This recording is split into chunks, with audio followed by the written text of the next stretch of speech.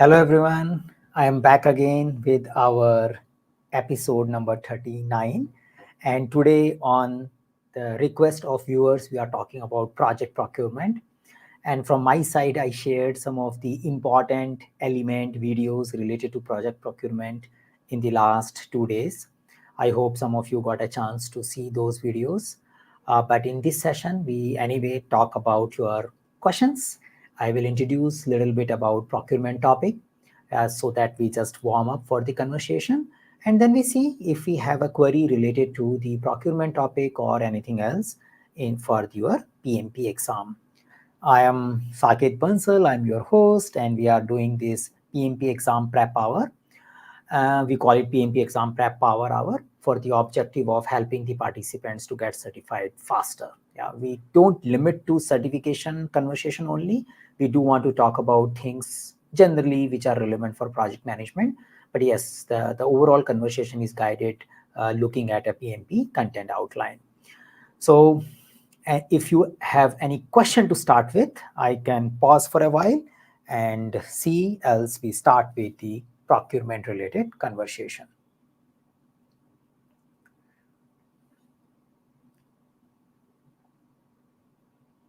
Now, I just wanted to show what I have shared already. I think 2 days ago, I shared a detailed video talking about contract types.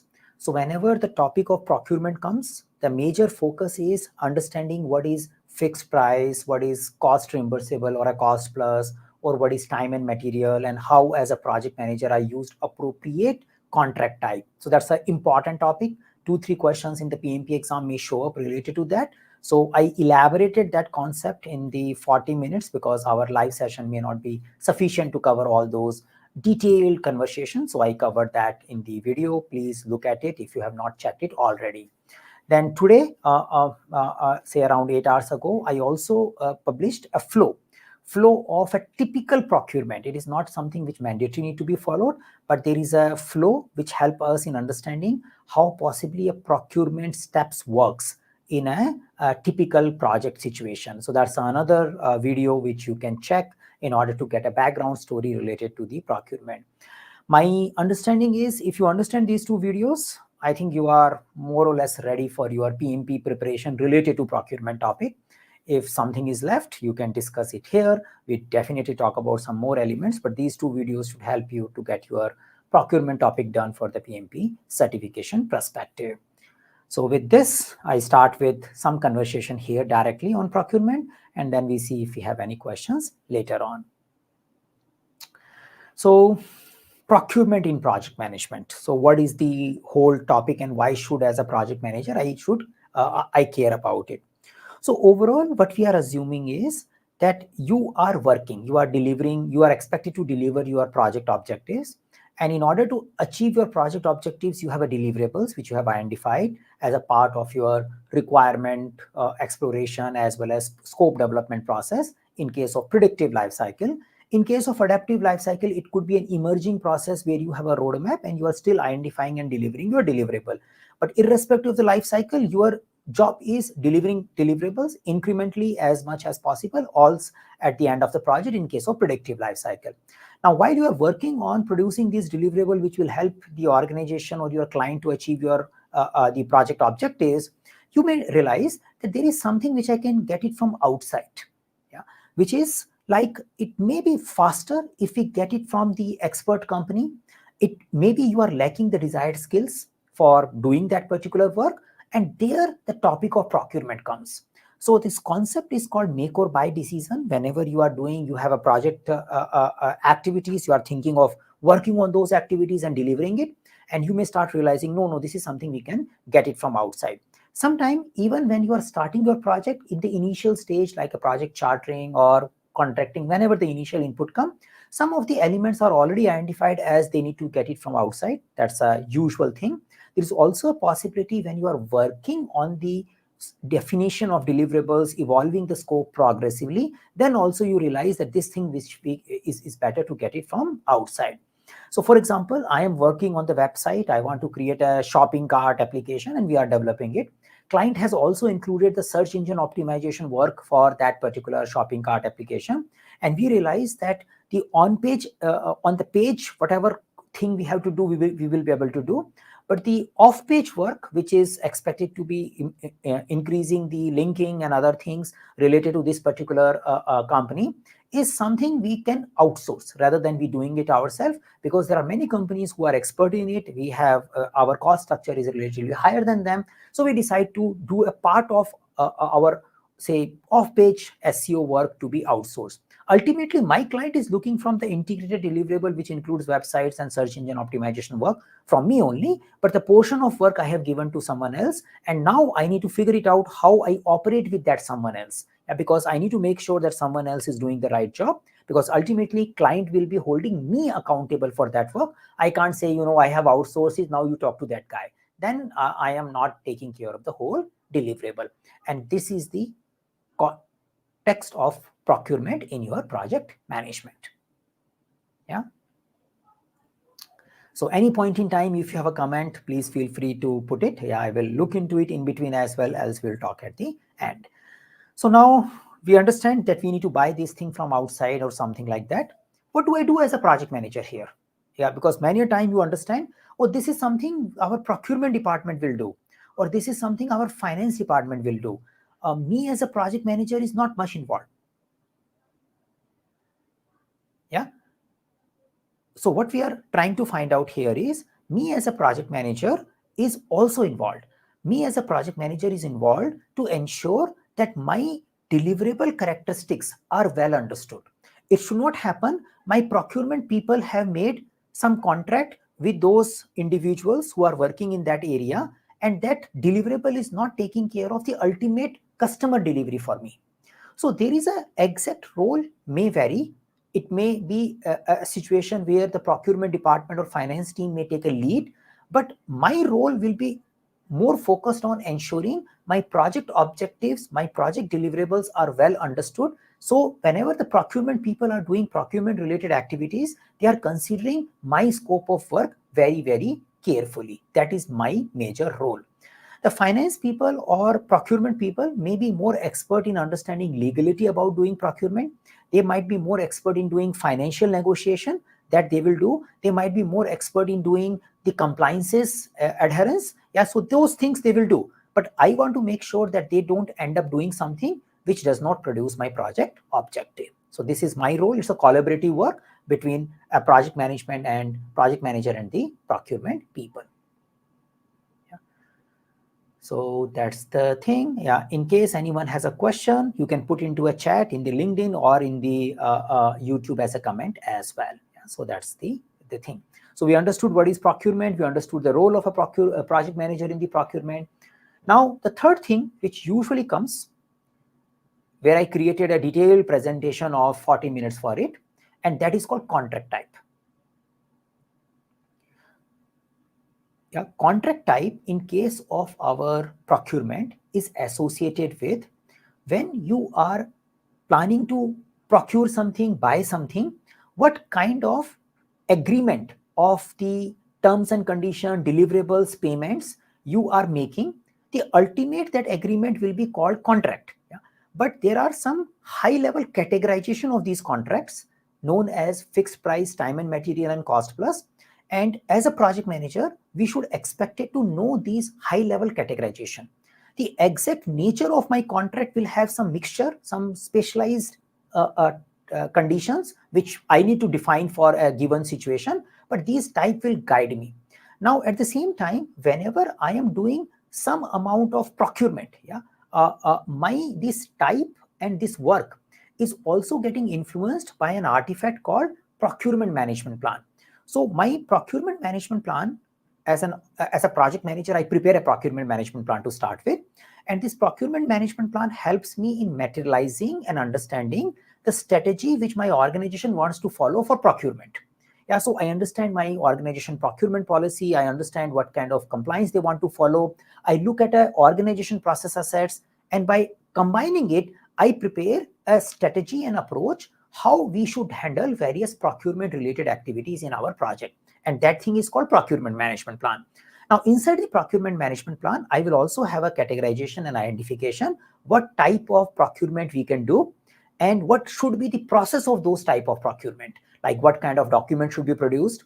There could be a guidance that in such kind of scenarios you can go for fixed price, in such kind of scenario you can go for cost plus, in these situations you should go for time and material. So understanding the contract types and understanding in which situations we can apply them is something needs to be there with me as a project manager, and I need to have an agreement about it with my stakeholder as a part of procurement management plan. Specifically, when I work on a particular procurement, we will have a customized contract made for that particular situation itself.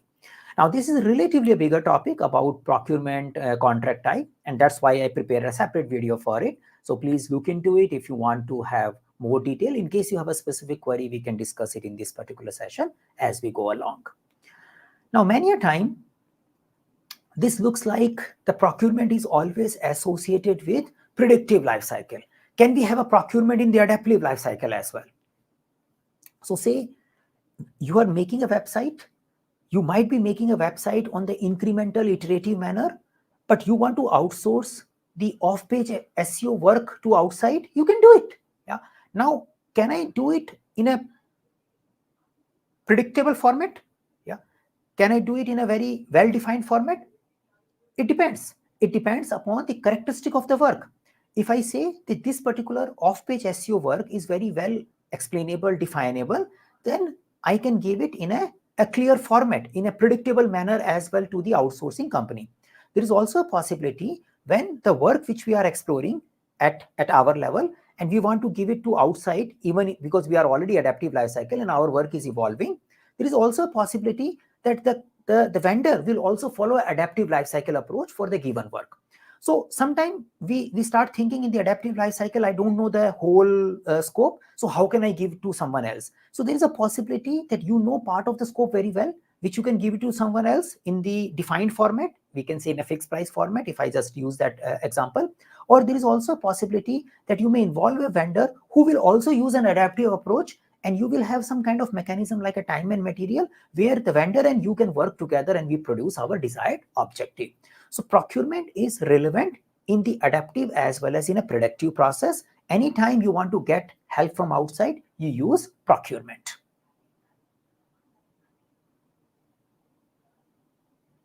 Yeah. Now, following Agile for procurement work, that also sometimes becomes a little confusing. So when say I am procuring or I am taking some help from outside, it's an outsourced contract. Now, can I follow Agile in that particular contract, or I have to be always fixed price? So the idea here is it is not dependent on your main project life cycle. It is more dependent on the scope you are giving to outside. Yeah. So there is a possibility if you have a very defined scope, a part of a defined scope which you are giving outside, you can go in a predictable manner, irrespective of your life cycle is adaptive. And it is also possible even if your life cycle is predictive, but this portion of the work is very dynamic in nature and you are giving it to outside, and that will follow the adaptive life cycle. Yeah. So we can follow the Agile as well in our procurement related work, and accordingly we need to have a contract type which supports that. Yeah. So that's the another idea. I have few more ideas before I open it for Q&A. Yeah, but anyway, Q&As are anyway open.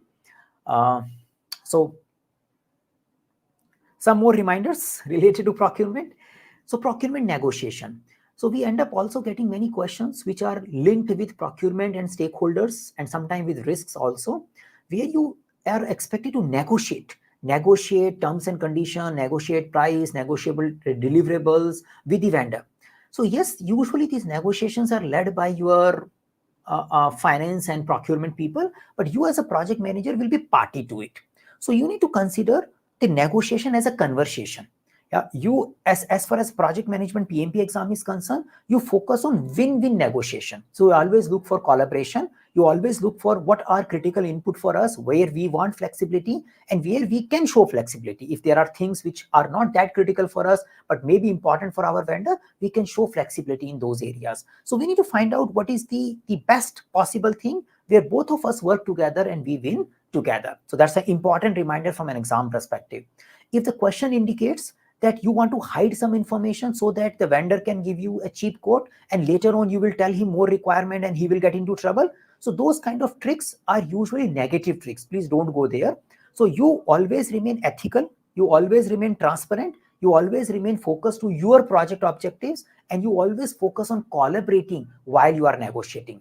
So when I was thinking of what should I talk about procurement, I thought I will make this point very clearly, because many a time as an enterprise environmental factor, you may not follow these things as a practice, but at least for the exam perspective, you need to follow them as a practice, and you know that, I am following transparent and continuous delivery. Yeah. Now, the final two things, how do we manage change in the procurement? Now, many a time we think about procurement, the change is always about change request and integrated change control, and we need to do impact analysis and all. Yes, that's there. But your integrated change management or change control is also expected to integrate well with the vendor contracts. So say you have hired some vendors, they are doing some work for you, you have reached to an agreement with them. You can check the flow of our video, which helps you to reach that particular level. And when you are doing the work, there could be something you want to change in that particular vendor's work. So when you are want to change in that particular vendor works, you need to follow the definition of the change or the process of the change as defined in the contract.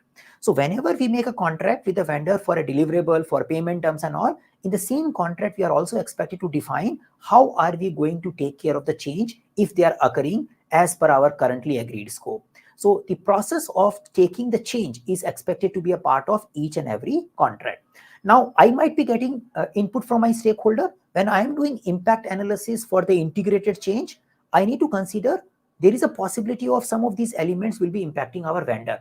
And if they are impacting our vendor, as a part of my impact analysis, that also should be considered. And I need to consider that because ultimately I need to understand the contract terms and condition and need to see financial implication and other implications if they are impacting the change. And my responsibility is the change control board should be aware about this particular thing. Now, if you are following adaptive life cycle, when you are doing backlog refinement, that time you need to be very clear how these kind of change in our priorities might be impacting the vendor, and we need to see what is the agreement made with the vendor. If you are working a time and material agreement with the vendor, then you remain flexible. But in case you don't have something else, maybe a fixed price or a flavor of fixed price, then you need to be more critically evaluating the impact of our prioritization or our change in requirement happening on the vendor side. And I, as a project manager, should ensure this is well integrated. I work with the respective people, my procurement people, my legal and finance people, to take care of working with that vendor so that he or she can also integrate the change. So that's a little tricky thing which is not very obviously understood when we understand the procurement.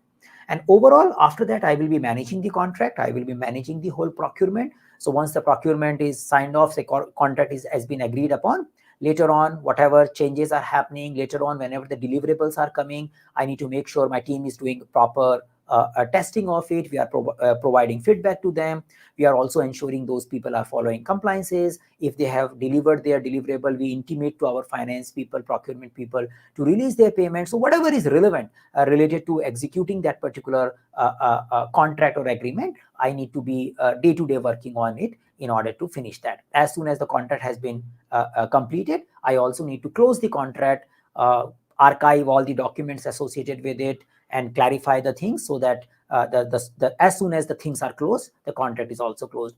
Because if I don't do it, there is a possibility of some payment liabilities which might be pending, and because of the delay of closure, you may end up paying more. So you should be promptly closing your contract as soon as the contract has achieved its objective. So that's an important pointer for your PMP exam. Don't delay the contract closure till the end of the project. Sometimes we think, oh, whenever we'll do a project closure, we'll do a contract closure also. So contract closure happens as contract closes. You don't have to wait for project closes or phase closure in order to do a contract closure. So I was thinking about these points as a reminder. I know that most of you may already be aware of this procurement topic. From my side, I added 2 more videos in our library, which I was showing to you. Now, any query related to this topic or something else we can talk. These are the 2 videos which we have added here. The procurement flow and procurement contract type, that's there. And this procurement flow is a PDF document you can download from our eisenbridge.com/downloads as well. From my side, I have tried to explain the typical flow, because PMI is not very recommending about that you must do A, B, C, D in order to do something. They tell that you need to implement the practices and principles as per your context. But this is a typical flow which helps us in understanding if the company is doing procurement using request for proposal, these are the possible steps they will take. So here I am showing how you identify the procurement statement of work, how do you take a reference from procurement management plan, and how do you prepare a proposal, how do you evaluate it, how do you various things like bidder conference and all, and finally you have a contract. So this is a pretty well explained in the other video which I was showing before. And then we have a contract type as a, just a second, I need to share again. Yeah, so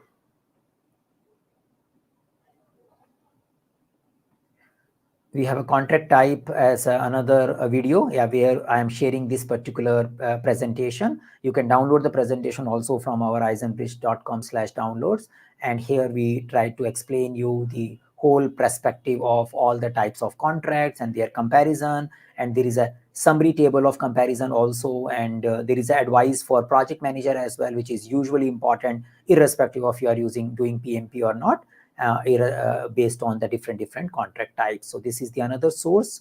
I recommend you to check it out. Both these files are available at eisenbridge.com. Yeah, that's something you can /downloads. Now I hope most of you are familiar with that particular URL because I keep putting my content in that particular space only. Yeah. So this is from me, the prepared part of it. We are open to talk if you have any specific queries related to your PMP or related to your procurement related topic, anything.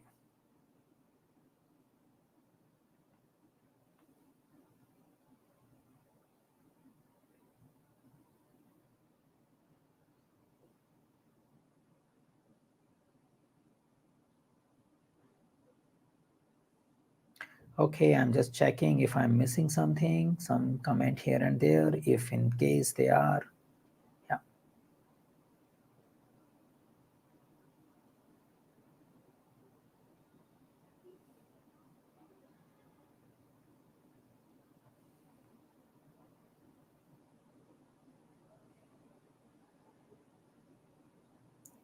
Okay, so we hold on for a while. If we see that some traction is happening, we take care of it as we conclude for today's session.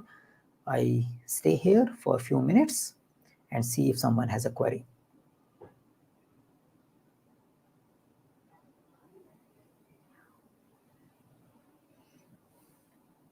In the meantime, I can show where the downloads are. Yeah, so here the download files can be found. I clicked something wrong. Yeah, here you can see it. So here we keep adding the articles. So contract type for PMP exam and then procurement flow. These are the two content we have added. There are other material as well. You might be already familiar with it. And this is the URL eisenbridge.com/downloads. Yeah, so here you can find it out.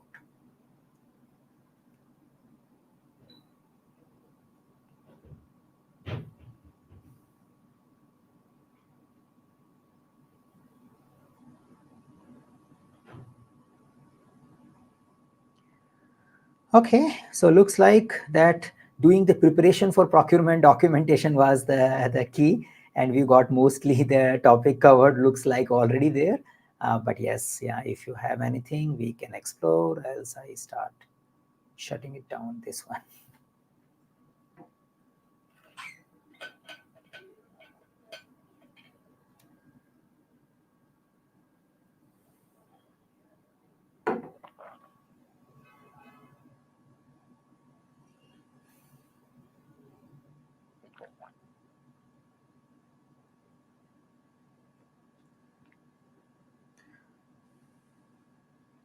I see some of you are joining in right now.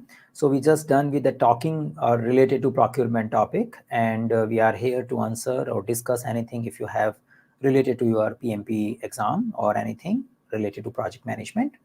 before we conclude this. I wait for another minute. If there are anything, we cover as we move.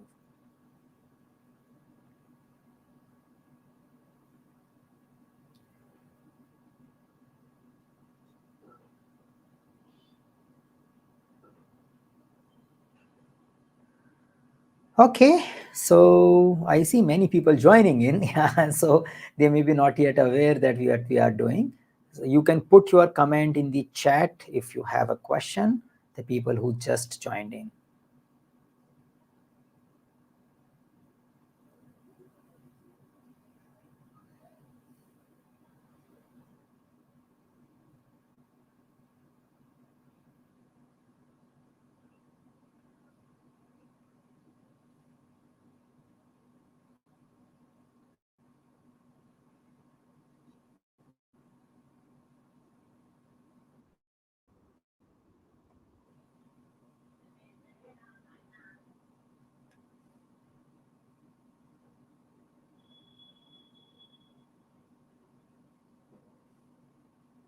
Okay, looks like we are settling down and I can conclude this session. That is what I can see here. Great. So thank you everyone for your participation. And yeah, so we spoke about procurement and okay, yeah. There is a question now. What is a procurement project? Is it for physical assets? Yeah. So it is for anything you want to purchase, anything. Yeah. So you want to buy laptops, you want to buy material, you want to buy IT services, you want to buy anything which you buy in order to deliver your project objective. Yeah, from a PMP exam perspective, that all will be part of your procurement boundary. Yeah. So say sometime when you have a lot of material purchase, so procurement of material, say you are constructing the house, you are need to buy cements, that's a procurement. In some projects, you do extensive procurements. If you are an IT project manager, you might be procuring licenses. You may need to procure, say, licenses of Jira, for example, in order to deliver something to your clients, or maybe some automation tool, maybe ChatGPT licenses you need to procure. So all that is a procurement. You can have some more complicated procurement, which is by default we think about, where you want to get part of your work done by someone else. That requires little complication because they need to understand scope of work and other things. So that kind of procurement can also happen. So say you are making a website and you want to outsource the search engine optimization work to someone else. Yeah. And from a PMP exam perspective, the procurement can give you around 5-ish questions. And but the whole thing is procurement may get mixed up with the risk management as well. Sometimes you have a questions which are showing risk related thing, but they are linked to procurement. That's a possibility. Sometimes you have a stakeholder engagement, change management, change control related topics also linked to procurement. Yeah. Sometimes you have a conflict management also linked to procurement. There is a conflict between what vendor wants and what your finance guy want and what you want, and you need to manage conflict. So many of your people domain related things can get flavored by procurement before they come to you in the PMP exam. Yeah, so that's the whole idea.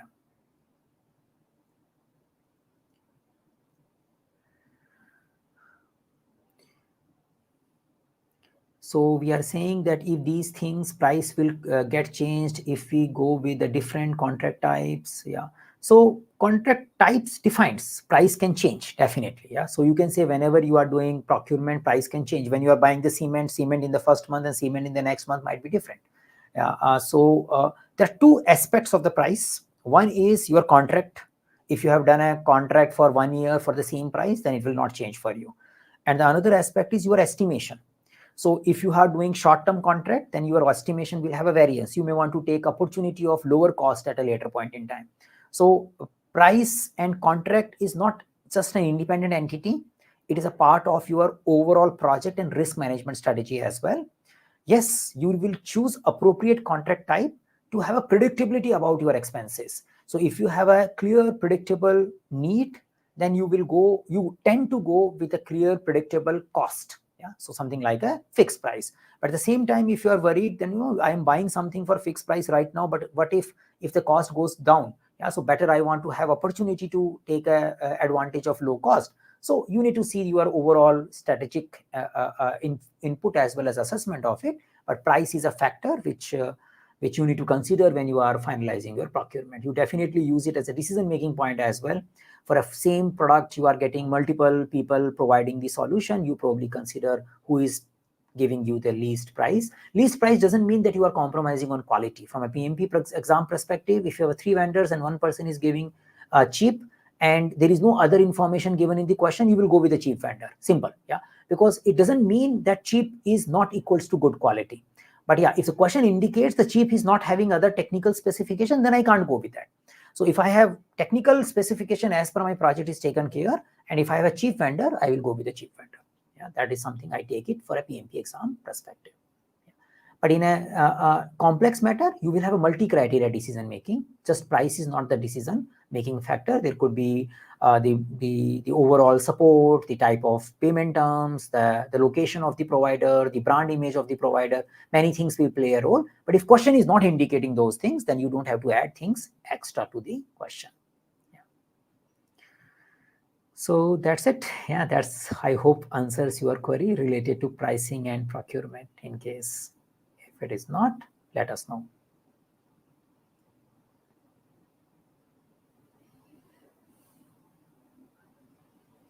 So how many questions would we expect on procurement? So say we need to understand one thing, that in a PMP exam, we have a 50% predictive life cycle, 50% adaptive life cycle. Yeah, that's a one division. And another division is you have a people domain, business domain, and process domain. So, and you can say people domain and business domain 42-8, 50%, and 50% is process domain. So out of 180 questions, yeah, if I divide 50, there are 90 questions left for the process related things, and procurement is a one of the process. So if I just roughly say that high level, if we use a PMBOK 6 grouping, we can use PMBOK 7 grouping, we can talk it domain or knowledge area, but we can say per knowledge area, we can expect around 5 to 10 questions. And out of them, some of them will be agile flavored and some of them will be non-agile flavored. So if I talk about pure procurement questions related to predictive life cycle stylish, I can have 5 to 10. Yeah, and you can have the remaining can have agile flavor also, minimum 5, maximum 10. And that's something I can usually take as a range. The only thing is sometimes these questions will get flavored with other areas. For example, there is a conflict question, but it is coming in a procurement situation. So as a test taker, you may feel there are many, but if you know conflict management theories well, you will get that question right. Yeah. So, and if you know procurement well, then also you will get the questions right. So sometimes the question may indicate 2-3 topics in a one go. Yeah. So say I'm not happy with a vendor and I have escalated few times and I have a conflict, I don't want to talk to him. So what is this question? It's in a way conflict management question, but there's a background of a procurement. Or there could be a question where it says, you know, we have a vendor contract signed off, but we are worried that he will not deliver as per the timeline. Now, this question is a risk question as well as a procurement question as well. So that way you may have some flavored added, but in general, you can say 5 to 10 is a good number to think about.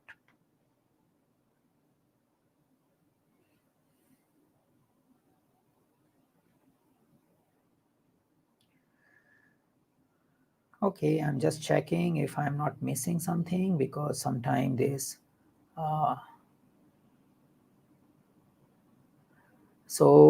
Definitely we can talk any topic. It is not just related to PMP only, yeah, or a topic of procurement only. We can talk. So it's an interesting question. You know, I have a 20 years of experience. Does it make practical sense to take PMP? So I would say the experience is a one thing, and your future prospects, future positions which you are targeting, and what kind of branding, what kind of learning attitude you need to demonstrate there, that's a separate thing. Yeah. PMP is just a small certification. It's just a 2 months effort. You have a 20 years of experience. Your 20 years experience will give you more reward rather than this 2 months effort. But many a time, this 2 months effort can add a flavor to your 20 years experience and can produce better results. Yeah. There's a possibility. And if you see this flavor, so you can say the 20 years of experience is like a water for a drink. And these 2 months, you are putting some flavor, sugar to that drink. And if you believe this flavor will make more selling business, sometimes it does. Yeah. Then it's an important thing. Though the main execution is that 20-year experience only. It is not just going to change things in a 2 months time. So in our client base, people do come with 20-25-year experience doing PMP. Usually those are the one who were not doing that much project management from last 20 years. They were into other kind of domain, and then after 10 years they got into project management. Those kind of people usually do PMP. If you are purely doing project management from 20 years, then most likely you might have done it already, or you might have reached to a level where you may want to do program management or something. But still, before going for program management, people do PMP. Yeah, that's there. So yeah, you need to see if you want to add this flavor. But again, your 20 years is going to be major source whenever somebody will review your profile and other things. Yeah. But it does show a learning attitude, which might be a useful thing. Just a 2 months effort. Yeah. So if you see this 2 month effort can give you returns, you do it. Yeah.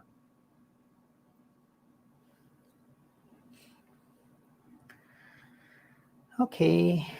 So interesting question. Yeah, that one. Okay, so I'm an agile coach. Should I do a PMP? After 20 years, now here things comes in. So 20 years is not equals to 20 years of project management. And 20 years with Scrum Master, agile coach, the PMP makes a definitely good sense.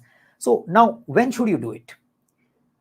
Are you targeting getting into delivery roles at some extent? Or you have a responsibility of coaching, mentoring people who are delivery focused? Most of my agile coaches learn project management. They have a project management experience, sometimes not to do a project management, but to have a better alignment and integration and communication with the people who are doing project management. Because if I speak their language, they understand me well. So that way, I see most of my Scrum Masters and Agile coaches doing PMP nowadays, especially. One is that organizations are expecting some amount of delivery responsibility to them.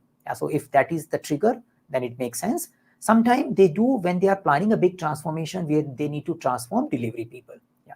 If none of these two things are common to you, you just need to continue the Agile coaching only, then probably better you do something else, yeah, rather than delivery things. Maybe you focus on things like scaled agile or something, whatever is your area of interest. Maybe that will give you more advancing in your coaching. ICF coaching is also an option.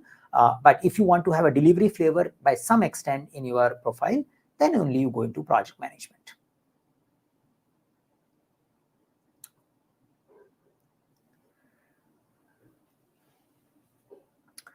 Okay, I just check if there is something on LinkedIn. Sometime it remain hidden there.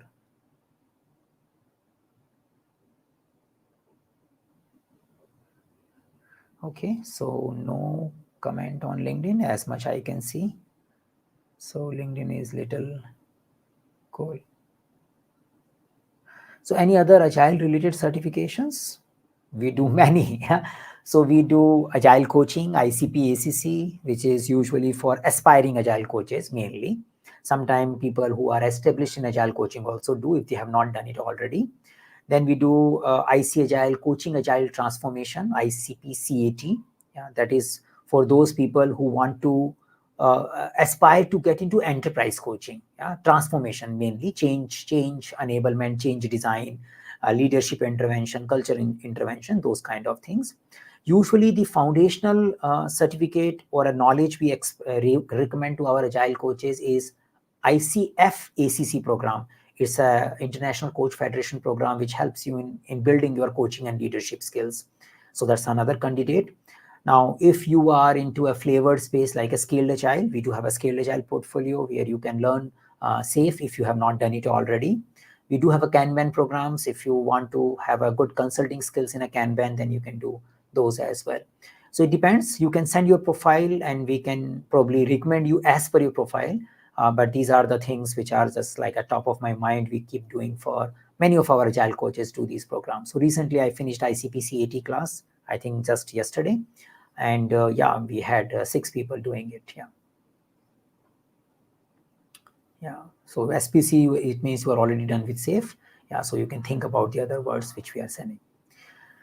Okay, there's an interesting question coming in. Is it worth doing PMI-ACP after PMP if as I have a more experience in the agile background? So PMI is doing something on PMI-ACP. Yeah. So I think this question we can explore more in detail after a month, because there is expected to be an official announcement. There is something happening on PMI-ACP, and it is expected to come soon. That's the thing. So once that thing happens, then we will know what is the recommendation here. But in general, if you work in Agile, you probably already know what all concepts are getting tested in the ACP. And if you have already done certification like Certified Scrum Master, Advanced Certified Scrum Master, then probably you don't need to do PMI-ACP, probably. But I think more clearly I can tell after a month, because I will also come to know more details about it. So maybe we can discuss it sometime in mid-October, this question, not now. My only advice is, if you are thinking of starting your ACP just now in a week or time, I would recommend hold on for a while. Probably you want to wait and see what is happening next in a month. Not more than that.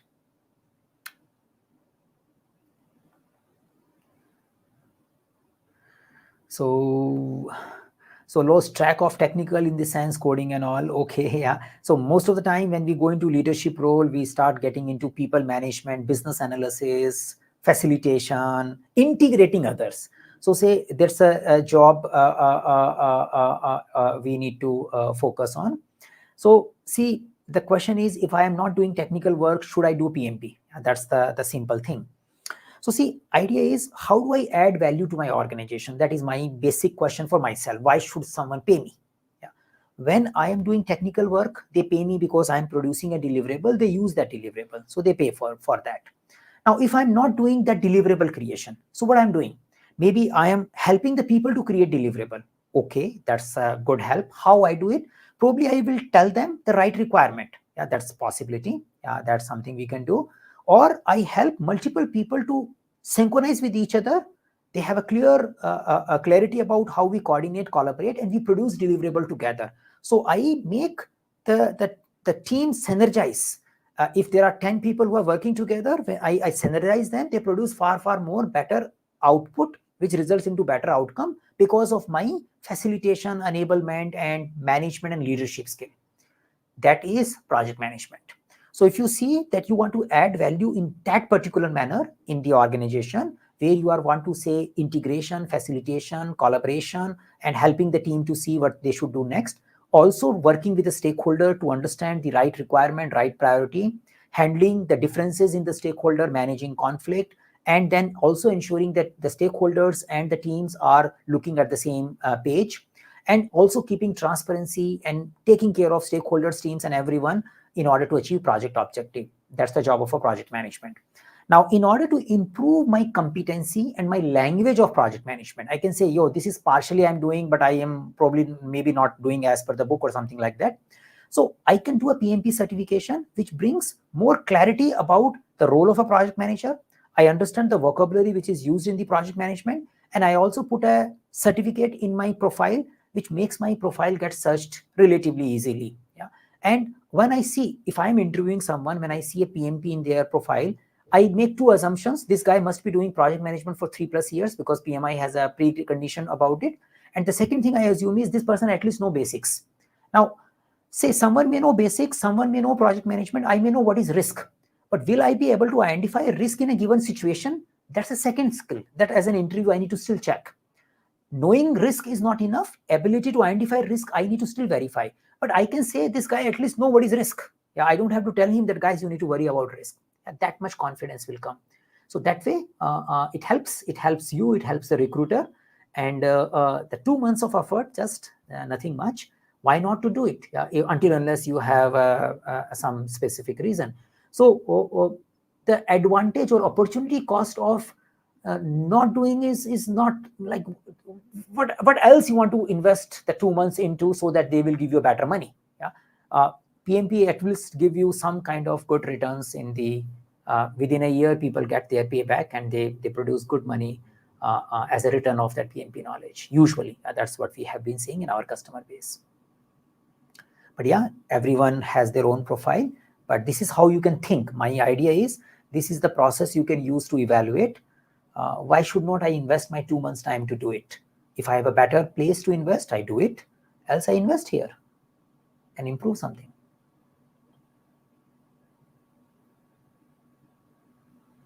You can do it less than 2 months also. I'm just using 2 months as a average number people usually take for doing the PMP certification.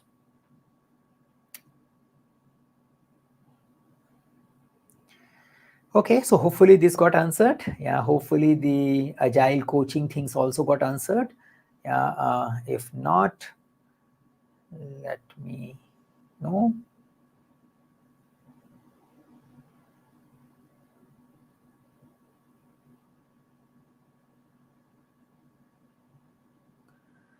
Great. So looks like these questions are settled down.